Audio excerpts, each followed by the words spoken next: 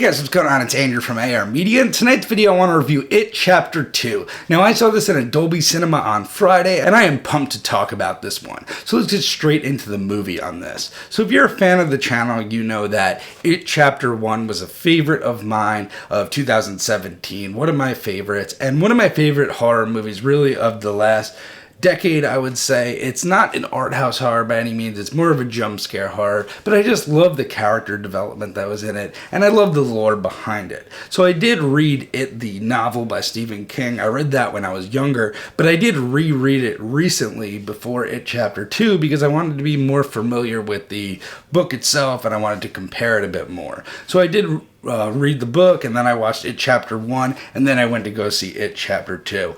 And my overall thoughts on the movie was I really enjoyed it. Now, I do see that it's getting some bad reviews from a lot of websites. I do see that the Rotten Tomato score is not nearly as high, and I'm not really sure why. I think Pennywise's representation here is more faithful to the book, and he represents more forms in this one. I think he really represents fear better in this one than he did the first.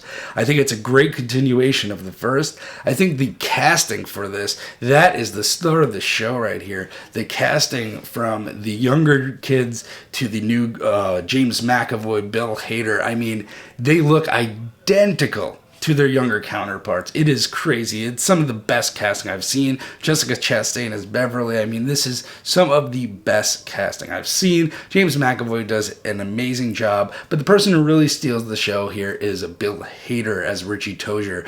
Bill Hader is amazing. He's the comic relief similar to the way Richie was in Chapter 1, but his acting is really off the charts. Beside his comedic parts, his horrific parts, his more otherworldly parts, he is fantastic all around and definitely has some of the best moments in the movie and one of the best character arcs in the movie that I would like to talk about. That's spoiler, but I would like to discuss it in the comments below if anybody wants to talk about that. Besides from that, Bill Skarsgård again is amazing as Pennywise, and in this one he's taking on a lot more forms and really playing a more playful Pennywise, and that's more faithful to the book and it's more faithful to the 1990s adaptation. In the first chapter, one of it, Pennywise was more serious, you know, it was taking the form of a clown most of the time. Here, you're going to see it take some zany forms, some wacky forms, some things that might scare you, some things that might make you laugh. And the thing is, there are a lot more jokes in this one. I do think the first one is a bit more scarier, but I do think that this one has its fair share of scares, its fair share of gross outs, and just Pennywise in such awesome little different forms that are going to wow you and surprise you that I really think this was a great time. Between the character development between Chapter 1 and Chapter 2, I mean, it really does feel like an epic movie, kind of similar to Infinity War and Endgame did together. These characters really do grow over time, and you really do get to fall in love with the characters and their relationships and their struggles and their hardships. And in horror movies, that's just such a rare thing that it should be cherished when we could come upon something like this, because I found myself for 3 hours, and now let's talk about the runtime. So this is 2 hours and 51 minutes or something like that.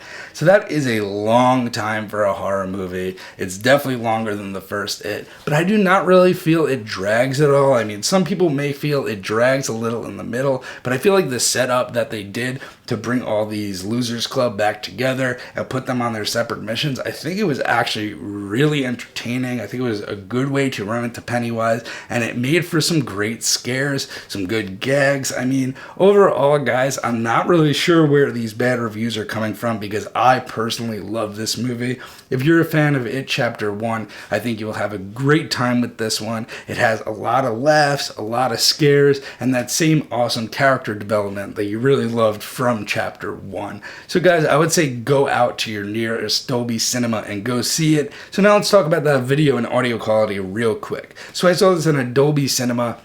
The Dolby Vision looked fantastic, and the Dolby Atmos was pretty insane. This has a great surround mix, was very loud and dynamic, especially with those butt kickers in the theater. It really sounded great. So I can't wait to get this on 4K disc. I can't wait to hear the Dolby Atmos on my home theater setup. I can't wait to see the 4K image, because this was a nice, crispy image, and this looked really, really good on the big screen.